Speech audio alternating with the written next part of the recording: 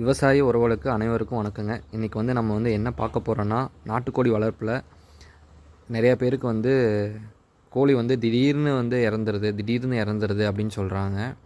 அது வந்து எதனால அப்படிங்கிற இதை வந்து பார்க்க போகிறோங்க.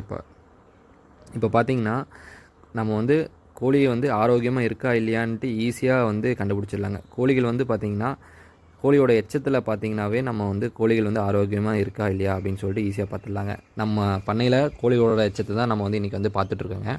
இது மாதிரி பாருங்கள், சாக்லேட் க்ரீம் மாதிரி இருக்குங்க. இதெல்லாம் பார்த்திங்கன்னா ரத்த கல்ச்சலோட ஸ்டார்டிங் ஸ்டேஜுங்க. இங்கே பார்த்தீங்கன்னா நல்லா தெரியும், க்ரீம் மாதிரி. இது இன்னொரு இது காட்டுறேன் பாருங்கள். அது வந்து ரத்த கல்ச்சலோட செகண்ட் ஸ்டேஜுங்க.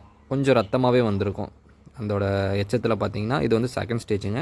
கொஞ்சம் ரத்தமாகவே வந்திருக்கும். இன்னும் நம்ம வந்து கவனிக்காமல் விட்டோம்னா பார்த்திங்கன்னா அப்படியே தேர்ட் ஸ்டேஜ் போய் ஃபுல்லாக ப்ளட்டாகவே வர ஆரம்பிச்சிடும். கோழி வந்து சீக்கிரம் அப்படியே ஒவ்வொன்றா இறந்துடும். ஆனால் பார்த்தீங்கன்னா நீங்கள் நோவே இல்லை, டக்குன்னு இறக்குதுன்னு சொல்லுவீங்க. இதை வந்து யாருமே கவனிக்காமல் விட்டுறாங்க. நம்மளோட பண்ணையில் பார்த்தீங்கன்னா ரத்த கல்ச்சர் இப்போ தான் ஸ்டார்டிங் ஸ்டேஜுங்க. அதனால் பார்த்தீங்கன்னா அப்படியே வந்து அந்த சாக்லேட் க்ரீம் மாதிரி வந்து போயிருக்குங்க. மேக்ஸிமம் ஆஃப் பார்த்தீங்கன்னா பாதி கோழிங்க நல்லா இருக்குது, பாதி கோழிங்க வந்து அஃபெக்ட் ஆகிருக்குங்க. அதனால் பார்த்தீங்கன்னா நம்ம வந்து மெடிசன் மிக்ஸ் பண்ணி வச்சுருக்கோங்க. இந்த மெடிசன் வந்து தொடர்ந்து 5 டேஸ்க்கு வந்து கொடுக்கணுங்க. கடைசி 2 டேஸ் வந்து நார்மல் வாட்டருங்க. என்னென்ன மெடிசன் வந்து நம்ம வந்து கோழிகளுக்கு கொடுத்துருக்கோம் அப்படின்ட்டு இதை வந்து பார்க்கலாங்க.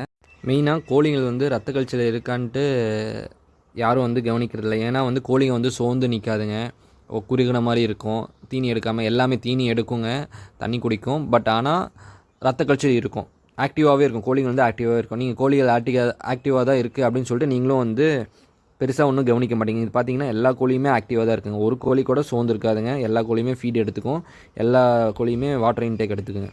திடீர்னு இதை கவனிக்காமல் விட்டோம்னா இது திடீர்னு பார்த்திங்கன்னா உடம்பு வந்து இழைச்சி போய் எலும்பு மட்டும்தான் இருக்கும் கோழியில், அப்படியே இறக்காருமா. அதெல்லாம் ஃபைனல் ஸ்டேஜுங்க, ரத்த கல்ச்சரோட ஃபைனல் ஸ்டேஜுங்க.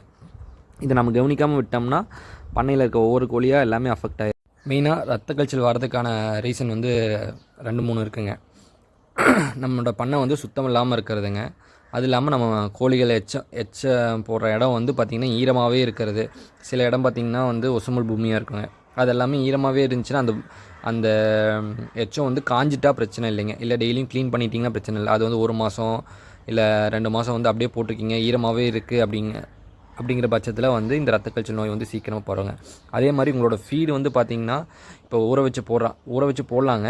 அந்த ஃபீடு வந்து அன்றைக்கே காலியாகிடணும். ஒரு 2 to 3 மணி நேரத்துக்குள்ளார அந்த ஃபீடு வந்து காலியாகிடணும்.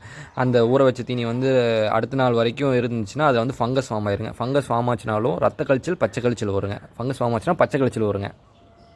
அதனால் இந்த மாதிரி டைமில் வந்து முடிஞ்ச அளவுக்கு ட்ரை ஃபீடாகவே போட பாருங்கள்.